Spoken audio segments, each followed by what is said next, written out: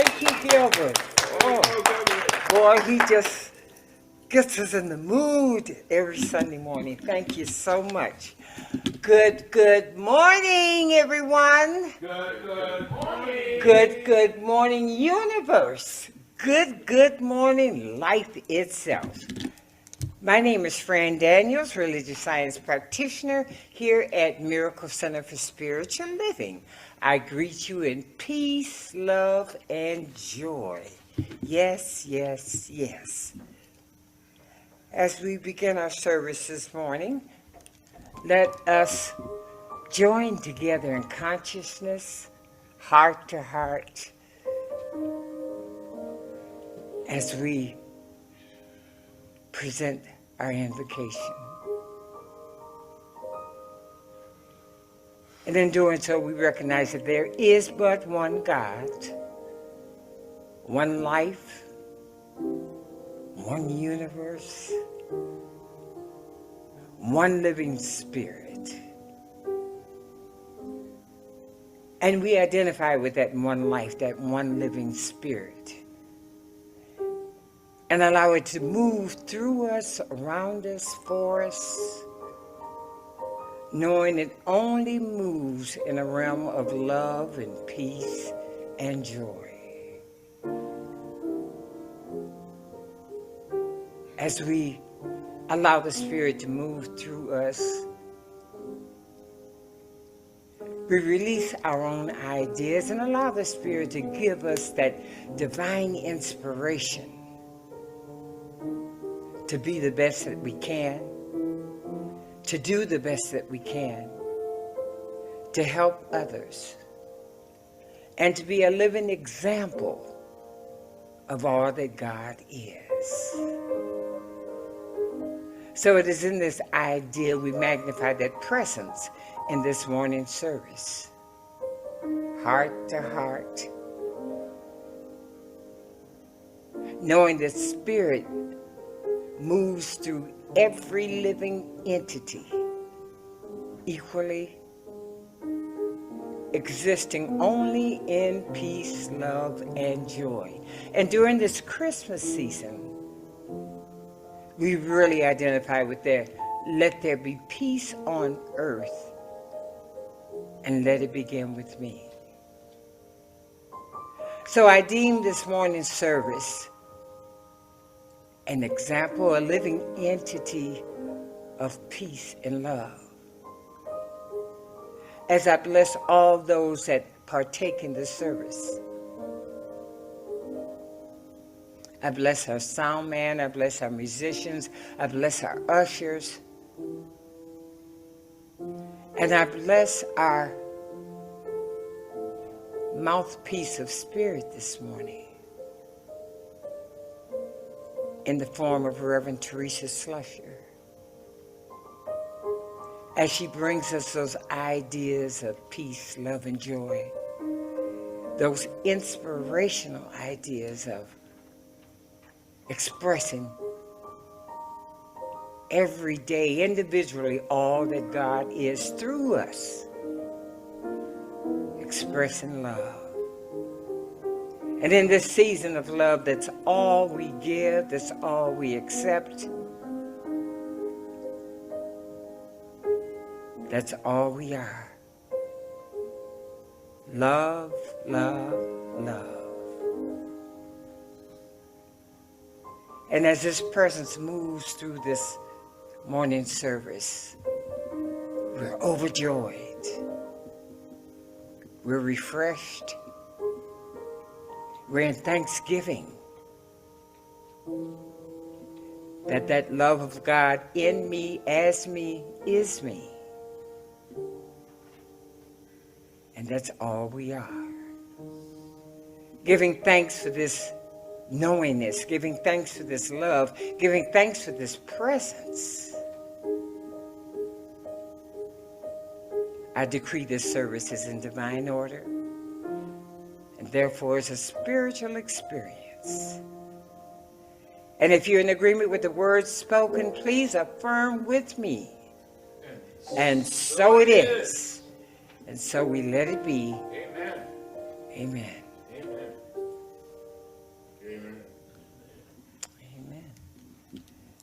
Thank you, Gilbert. As we refer to our bulletin this morning, we'll follow the bulletin. This month, the darkest of the season in the Northern Hemisphere, has so many celebrations of light. December 8th marks, Buddha Day? Celebrating the enlightenment of the Buddha and much of the Buddhist world.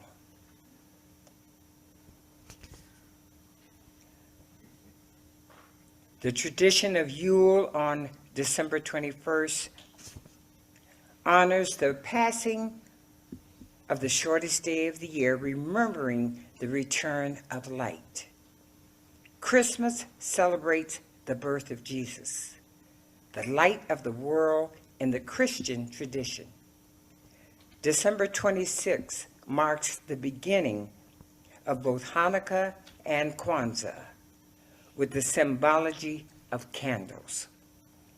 And the season of Advent also uses candles to remind us of the light. Upon the light view of the world, a day view must follow. Today, we celebrate light. We walk guided by the illumination of remembered radiance. Howard Thurman. And our affirmation is, I am the light embodied, I radiate. Let's repeat that together, please. I am the light embodied, I radiate. Ooh, feel that. Radiate that light. Radiate that love. Our Science of Mind point of view. Light has long symbolized spirit, the divine nature. Thomas Troward calls it the third main aspect of God. Light symbolizes intelligence, the ability to clearly see all possibilities. Holmes tells us that faith will light the place in which we find ourselves. And by the light of that faith, we will see that all is good. Holmes also says, light has the power to overcome darkness, not by combating darkness, but by being exactly what it is, light. And that's found in our Science of Mind textbook, page 180 through paragraph 2. And now a song, 700 people singing John Lennon, Happy Christmas, War is Over, from the pop-up choir. That's what I call a feel-good song. Wasn't that beautiful? Yeah. Thank you so much. Whoa. And now, to carry on this beauty and this inspiration, we have our illustrious minister, Reverend Teresa Slusher, who's going to take us away and put us in another spiritual world. Reverend Teresa, you're on. Oh, Fran, thank you. Hey, wouldn't it be great to live in another world, right? Maybe? Good morning. I love that song. And just imagine, we just listened to a John Lennon song that was wonderfully sung by 700 voices.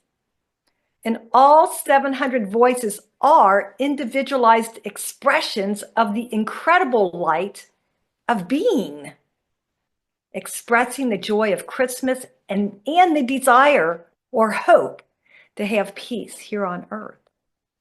The incredible light being is who each and every one of us is today, yesterday, and into our future. And so we can rise up our voices, we can raise them up high and shine our light so brightly that we can live what we declare, that war is over now. Let us recognize the ever-present light within And as we do so, let it shine.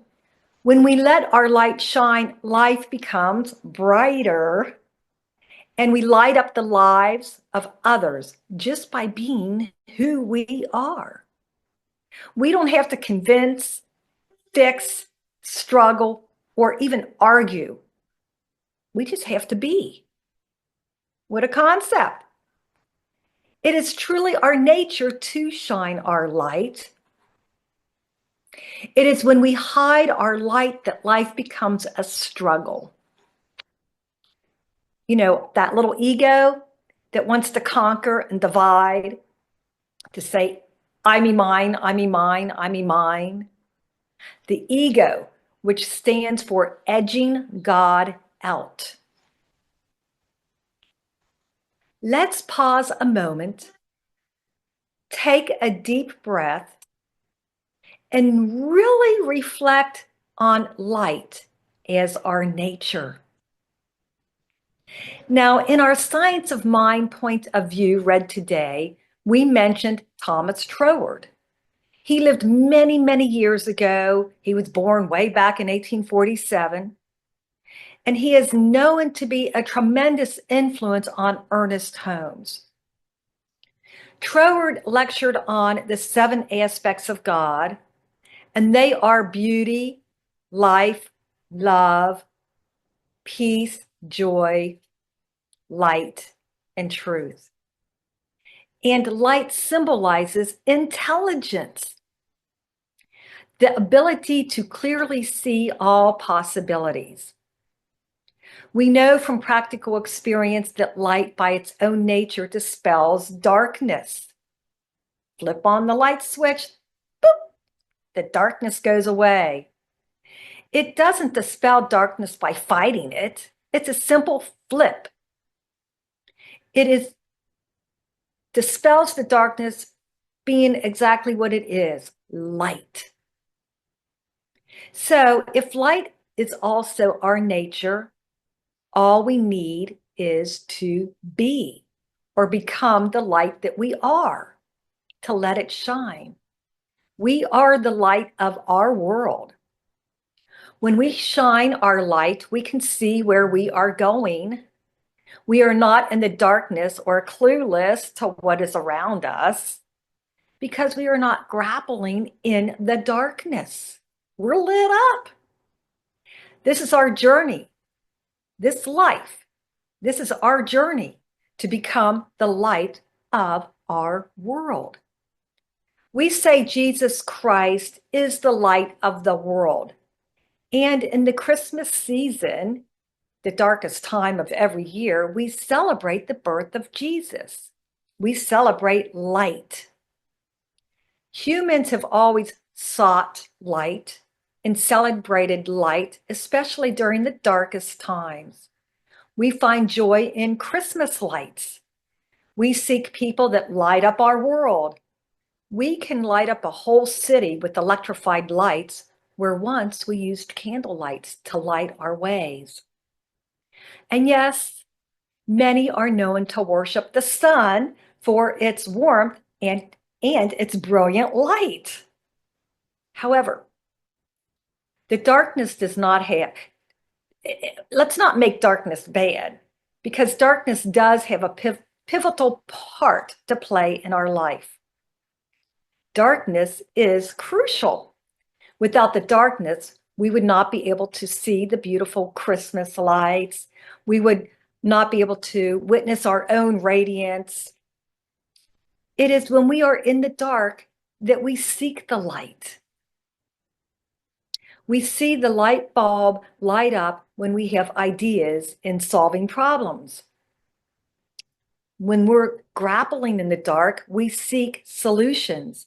And then we find the solutions and we go, bing, our light bulb lights up. We can experience severe times of darkness, and we call these times dark nights of the soul. Yet these periods can also be rich learning experiences, creative experiences where we can become more genius. Even though the dark night of the soul is unpleasant, we find our way through that by becoming enlightened. So remember that your journey in life will, if you keep journeying, bring you back to light, just as spring will follow winter. It's cyclical. Life is cyclical. Howard Thurman, in his book called The Inward Journey, and this is where we all journey in life anyway, is inwardly. But he wrote to continue one's journey in the darkness with one's footsteps guided by the illumination of remembered radiance is to know courage of a particular kind. The courage to demand that light continue to be light even in the surrounding darkness. I'm going to say his phrase again. And he said in his book, quote, to continue one's journey in the darkness with one's footsteps guided by the illumination of remembered radiance, remember light, that we are light, is to know courage of a particular kind. Courage. It takes courage to demand that light continue to be light even in the surrounding darkness. Darkness, our fears. It will always take both light and darkness to create the world. We live in a world of duality. The yin and the yang completes the whole gamut of life. We need the darkness to find the light. And the light dispels the darkness. We can be afraid of the dark. And who hasn't experienced fear in the dark? I know I have. I grapple in the dark physically, and I've grappled in my own mind when I'm in the dark. But in Psalm 23:4, it says, even though I walk through the valley of the shadow of death, I will fear no evil. For you are with me, your rod and staff, they comfort me. The light is always there. God is always there. All we need do is remember that even though I walk through the valley of the shadow of death, there's nothing to fear because the light is there. Remember, the 7 aspects of God is always present. Light is always present, and it is within us, always, regardless of situations and circumstances. Regardless, the light is always there. And this light will guide us through even the darkest of days, the darkest of situations, and the darkest of winters if we remember it. This is where meditation and prayer becomes vitally important, and journaling, so that we can help be lifted up out of those dark situations. When we expand our awareness, we expand our consciousness. We become aware of something and say, I never knew that before. I never knew that before. A light bulb goes off. Now we are conscious of it. Now we can see. We have shed some light on the situation. We have shed some light on the circumstance, on the predicament that we were in. We have found that solution. And so it only becomes natural to worship light. It helps us to solve many of our problems. It helps us to become holy, W-H-O-L-L-Y. Everyone would love to be a genius, but the truth is, we already are geniuses when we allow our light to shine, our brilliance. Hence, we find light in holy places, H-O-L-Y, places of worship, such as temples, churches, mosques, and synagogues. Light is part of our spiritual rituals. It helps connect us to our oneness, to our spiritual self. And this goes way back into prehistoric man, who danced around the firelight deep into the night. And we still dance around the light at nightclubs, sometimes deep into the night. Many religious or spiritual traditions keep an eternal candle burning. They keep an eternal candle burning. Our candle, our light is always and forever burning. The candle light is used to remind us of our inner light. Our eternal flame is burning within us all the time. We find in the Bible, which is, I like to call it a spiritual guidebook for life. I've learned to coin it as such from those that came before me that knew a little bit more before I started learning to be wise in my ways. But in Corinthians, 2 Corinthians 4-6, it is written, for God who said, let light shine out of darkness. Let light shine out of darkness, made his light shine in our hearts to give us the light of the knowledge of God's glory displayed in the face of Christ. And what is the face of Christ? Well, when you look in the mirror and you see your light shining back at you, you are looking in the face of Christ. Your light is the light of that Christ self. So let shine out of any darkness made in the light of God. Let our hearts give us that light, our knowledge, give us that light, the knowledge of God.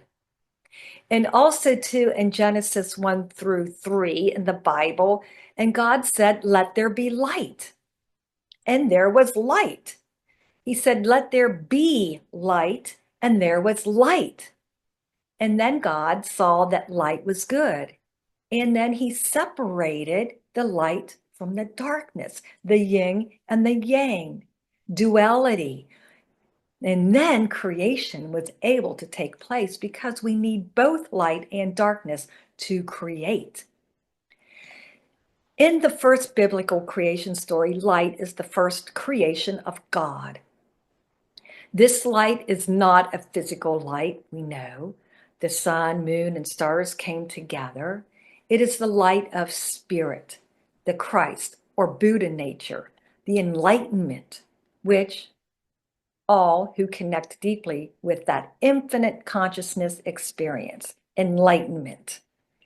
This light is within all of us, but it is in our darkness of unconsciousness where we don't comprehend. And this is again where we want to bring in our practices, our spiritual practices of meditation, reading scriptures, stuff that enlightens us, inspires us, and brings us out of our doldrums and our darkness. Prayer is a very powerful tool that we use.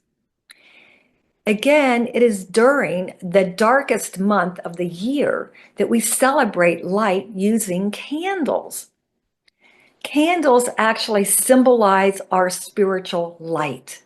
They symbolize our spiritual light. It's symbology, and we need symbology because it reflects back to us who we are and how we show up in this world. For instance, Judaism celebrates the Festival of Lights every year around this time. And this time is called, as I said, the Festival of Lights, or better known as Hanukkah. And Hanukkah means dedication. And it is a holiday that marks rededication of the temple in Jerusalem in the 2nd century BC. And that happened after a small group of Jewish fighters, people that wanted to smite down the Jewish traditions, the Jewish fighters were able to come out and liberate themselves from the occupying forces that were trying to hold them down and oppress them. And during this celebration, there are 8 candles on a menorah. That's known in the Jewish tradition, a little menorah with 8 candles. They're lit. Upon lighting the candles, one at a time, one candle at a time. Everyone recites this saying. It goes like this. I'm not going to say the Jewish way because I would probably mispronounce every single word, but translated from the Jewish into English, with every time they light the candle, they say, "Blessed are you, our God, ruler of the universe, who makes us holy through your commandments and commands us to light the Hanukkah lights." Commands us to light the Hanukkah lights. It really commands us to light our own internal light and let it shine, let it out. This time of year, many of us celebrate the season of Advent. I know that this is done in Catholicism, which I was brought up Catholic. So I remember celebrating Advent. During Advent, the coldest and darkest time of the year, there's a special wreath that's called the Advent wreath with 4 candles in it. And it's used to represent the light of Christ in our hearts and in our homes. Some of my friends' parents would have an Advent candle in the home, and they would place it on a makeshift altar. And each of the 4 Sundays preceding Christmas, a candle would be lit. Now, the candles had different colors, and then there was a pink candle. So they were 3 green candles and 1 pink candle. The 4 candles of Advent were named Hope, Love, and Joy. And then the pink candle was called Peace. And these hope, love, joy, and peace were representing the virtues that Jesus brought to the world. Saint Francis of Assisi said one of the most deepest and most powerful things I have ever heard anyone say before in my life. He said, "All the darkness in the world cannot extinguish the light of a single candle." But you take a candle and put it in a dark cave, and it'll light up that whole cave, and there would not be one place that is left dark. Now, another celebration during this time of the year is known as Kwanzaa. It uses 7 candles to celebrate the principles of African heritage. The candle holder used during Kwanzaa is called a kinara. Just like we had an Advent wreath, now we have a kinara. The kinara actually holds these 7 candles, which symbolize the 7 principles of Kwanzaa. And this holder is known as the Nguzo Saba. I believe I said that right. And each candle represents a different principle. So the principles are Nguzo Saba. And the kinara itself is a symbol of the African heritage and serves as the central point for the Kwanzaa celebration, where each candle is lit on successive nights. Again, we have successive nights to reflect and honor the principles of Kwanzaa. And I'm going to share with you these principles. The first one is Umoja, which is unity. Umoja, unity. And it is significant for the family and the tribe, the humanity that surrounds all of humanity, to strive for and maintain unity in the family, in the community, in the nation, and in the race. The second principle is Kochichakolia. Kochichakolia. And that's simply self-determination. Now, to understand self-determination is to define and name ourselves, as well as to create and speak for ourselves. So again, I see that as an invitation to allow your light to shine, to be that brilliant genius that you are, to define and name oneself, and to create and speak for oneself. And then the third principle is ogima, ogima. And that is collective work and responsibility. You know, we're not in this alone. We need to build and maintain our community together and to make our brothers and our sisters' problems our problems so that we can solve them together. When we light one candle and light another candle and another and another and another, then the true brilliance starts really solving all of those problems. Think of it like this. If you had 100 candles on a birthday cake, how brilliant would that cake be? And you have a hard time blowing them all out. The fourth principle is ujama, ujama. And that's cooperative economics. It is here that we build and maintain our stores, our shops, and other businesses. To profit from them together, it takes one and another to have profit, to help each other, to thrive, and to build prosperity within the community. The fifth is naniya. Or niya, I'm sorry, it's niya, which means purpose. And this is to maintain our collective vocation, to maintain the building, and to develop our community in order to restore our people to their traditional greatness. We have many great traditions in the African community and all communities throughout the world and all nationalities. And it's here where we recognize and nourish and build collectively all the vocations, the jobs, and the spirit of the community. And then there's kuumba, creativity, the light and the darkness coming together to do always as much as we can and the way we can.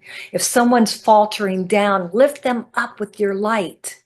We can do this, and it helps our community become more beautiful, and it's beneficial if we maintain this spirit of giving and of creativity, of bringing our talents together. Imani is the seventh, which is faith. I'm going to be silent a moment and pause. Faith, Imani, to believe with all our heart in our people, in humanity, in our parents, our teachers, our leaders, in the righteousness and victory of our struggle. Pause and think. No more war. We can do this if we let our light shine with all our hearts, with all peoples. Just let that sink in for a minute and imagine. See, Ernest Holmes said that when we treat, when we unify our mind with God, we can see. Everything could be seen because it is here that a pathway of light shoots out and radiates. And we can do this, but it takes heart and soul. And the truth is, this light is not created. It already exists. When God said, "Let there be light," he didn't create light. Be light. Be your nature. Be who you are. We are not called to create more light. It's already there. We are called to be light, to let our radiance shine, Let our true nature shine and light our way as we journey in this thing called life. How do we do this? We do this by getting our bloated nothingness out of the way of the flow of the light that we already are. We don't want to allow that ego control and divide. We don't want that ego to edge God out. Remember, when we edge God out, life becomes a struggle. We are not saying struggle is bad, just like we're not saying darkness is bad. Sometimes struggle is necessary. A butterfly struggles out of a cocoon to strengthen its wings in order to take flight. And we sometimes need to struggle out of the darkness. Sometimes we need to struggle out of our fears. But it takes faith. It takes faith and the courage to have the faith. Faith is our strength. And this faith is necessary to take flight. It is our awareness that helps to put light on a situation. We then are enlightened. Oh, I never knew that before. I never knew that. We become wiser. And as we become wiser, life becomes easier, or the situation becomes easier. There's a really awesome song that I heard the first time I went into a Science of Mind center in California a long time ago. And that song just captured my heart and my soul. And some of you might know it as I Release and I Let Go. And it was sung so beautifully. The person that wrote this song, I believe, was Michael Gott. And it was such a simple little chanting song that it's kind of easy to remember. But it goes something like, I release and I let go. I let the Spirit run my life. And my heart is open wide. Yes, it's only up to God. It goes on to say, no more struggle, no more strife. With my faith, I see the light. I am free in the Spirit. Yes, it's only up to God. Let go of what is blocking the natural existence and flow of this light within. Just let it go, right? Just release the fears.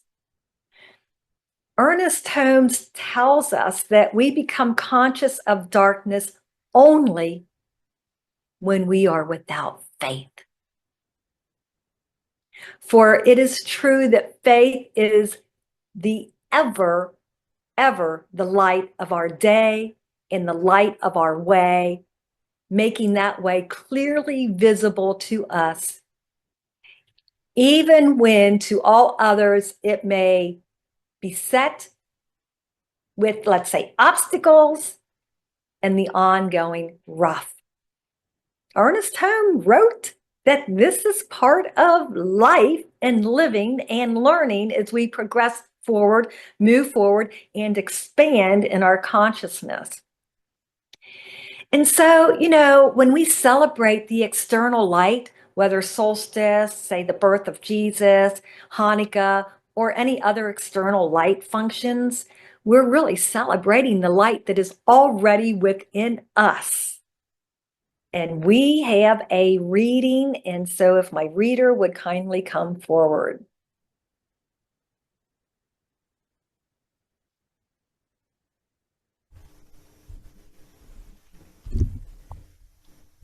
Good morning. Good morning. The sun is present always. This complicated moment on earth is no time to retreat into simplistic metaphor of bringing light. The hope we must maintain, the imagination we must put to use, and the physical health we require all ask of us a more intricate wisdom. Linda Lynn Hopp rooted life at the crossroads of science, nature, and spirit. God, the divine, never had but one son, this son being born at every season, in every place, through all races and in all nations. Every birth is a divine event. Every conception is immaculate. Ernest Holmes, Science of Mind magazine, December 1962, page 48. Today is the winter solstice in the northern hemisphere, a time that reminds me of the origins of the Christmas tree. In ancient times, pagans brought evergreens into their homes during winter to brighten their spaces, celebrate the solstice, and remind themselves that the sun would return. I find it meaningful to remember that just as the sun is always present, with its light obscured only by the earth's rotation, Spirit is always within me, even if my perception and awareness fluctuate. Recognizing our inherent wholeness, especially when life feels lacking, such as during the dim light of the winter solstice, can be challenging.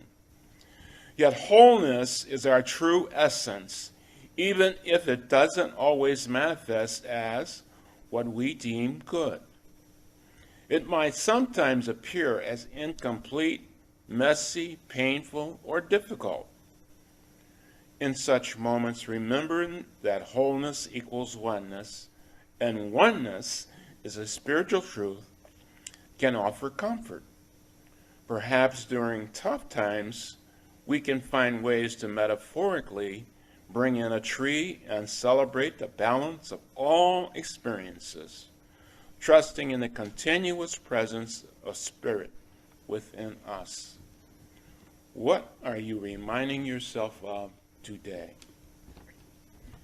In our affirmation, I honor the wholeness of my being, recognizing that I encompass both light and dark, joy and pain. And this is from the Science of Mind magazine, yesterday, Saturday, December 21st, 2024. And so it is. And so I let it be. Amen. Thank you, Jerry. So this is the darkest time of year where the days are the darkest, and a time of year where we celebrate light, where we are collectively reminded of the hope, love, joy, and peace. Without light, we would see nothing. This is a time of year where we listen to the Christmas story as told, that a baby is born, and that Mary, his mother, brought forth her firstborn son and wrapped him in swaddling clothes and laid him in a manger. Now, a manger has a major spiritual significance. It's symbolic. Donkeys, horses, cows, as well as goats go to the manger for physical food.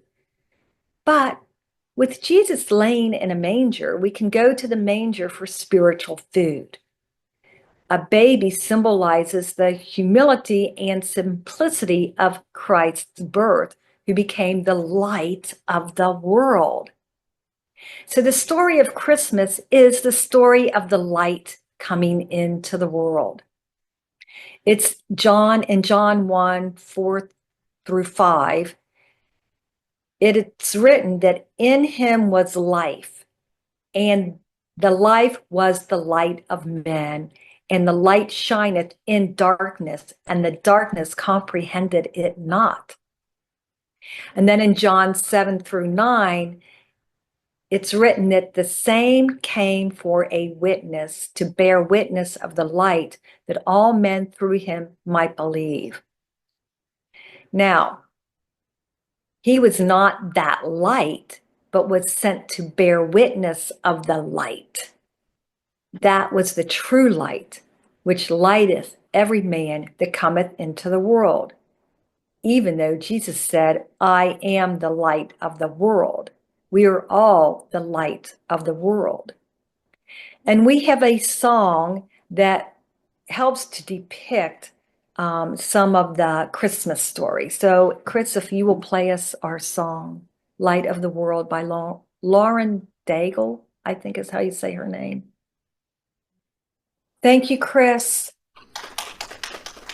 The world waits for a miracle. We are the miracle.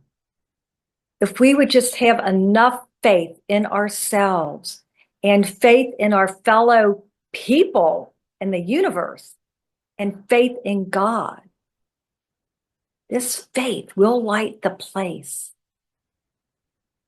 This faith, we can do this one candle at a time. All we need to do is make sure our candle's lit. So here's what I ask of you to do, no matter how dark your life may seem or may have been currently or in the past. Remember, darkness cannot survive light. Faith in God, and the faith of God. Powerful. You might want to ask yourself, what do I have faith in? Do I have faith in good? Do I have faith in God? Do I think maybe I can make a difference? Can maybe I help bring more peace into this world? We already have all the faith we will ever need if we would just allow ourselves to exude that. It was Jesus that said, the eye is the lamp, the light of the body. If therefore your eye be bright, your whole body will be lighted. Your eyes are bright when you are mentally focused on the divine as the source. Remember, release and let go. Let the spirit run your life. With your faith, see the light and be free. Because it is only up to God. It's only up to God. Let go of your ego identity as your primary source of being human and allow your light to shine. Get your bloated nothingness out of the way. And please raise your candle high. And before I conclude, I have to say that tomorrow is a special day for one person I know quite well. So I have to say happy birthday to Robert Slusher. Tomorrow is his birthday. I don't know who else is having a birthday, but I'd like to close with a spiritual mind treatment, and then we'll have announcements. Knowing right here and right now, in this spot, in this moment, knowing that the brilliance of the light of the world is right here and right now, the divine source, lighting up the world, lighting up the hearts, where peace is possible, where there is the possibility of the end of all war. When we just be who we are, when we be the light and allow this light to shine. And I am forever grateful that there is this light, that in the beginning, God created the light and was the light and declared it good. And if you are in agreement with me, let us release my words to the law, knowing it is done now. And together we say, and so it is. And Merry Christmas, everyone.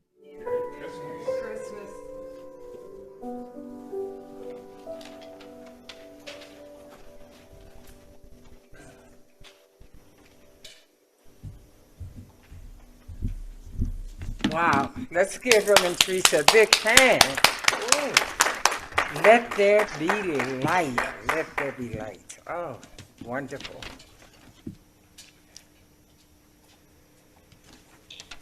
If we will refer to our bulletin for a moment as the ushers are taking up a collection.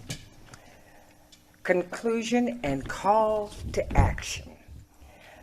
No matter how dark our lives may have been or may currently be, the darkness cannot survive light.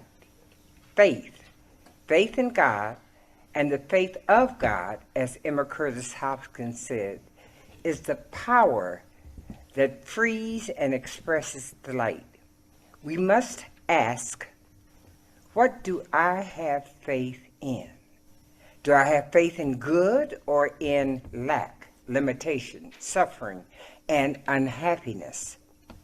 Where am I aiming my faith? We already have all the faith we will ever have. We just need to direct it toward our conscious choice. In the book, The Four Pivots, author Sean Gwenwright writes, clarity, light in parentheses, comes when we shed all the barriers, confusion, distractions, amusements, and excuses that get in the way of what we really want. Let me repeat that. Clarity, light, comes when we shed all the barriers, confusion, distractions, amusements, and excuses that get in the way of what we really want. Jesus tells us in Matthew 6:22 that the eye is the lamp, light of the body. If therefore your eye be bright, your whole body is also lighted. Having our eye bright is having our mentality focused on the divine as source. It is letting go of our identity as primarily human beings trying to understand God and becoming aware that we already are God, individualized, seeking to let that infinite light shine more brightly through us. During the season of light, let your light shine. Let your bloated nothingness fall away with the old season and celebrate the new. And now, we've had our spiritual mind treatment. We will ask the ushers to come forth and take our collection, and we'll prepare for our benediction. Okay. Let's just go within and reflect on the words that have been spoken during Reverend Teresa's light message of light. Let us reflect on how we can let go of the dark, let go of the past, and just let that light shine from within. God is light.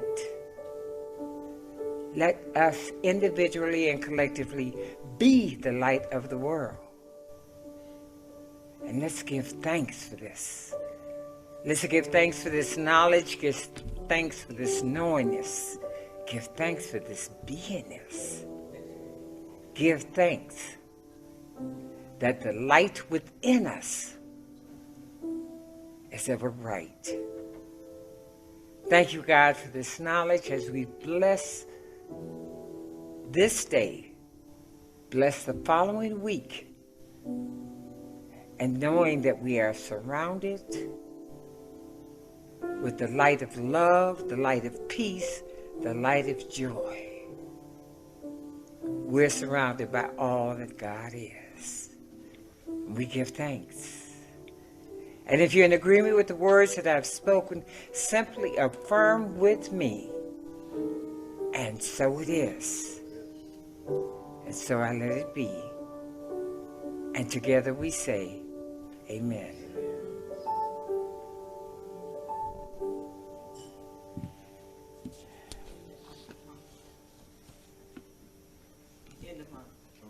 Donations. In the month, donations.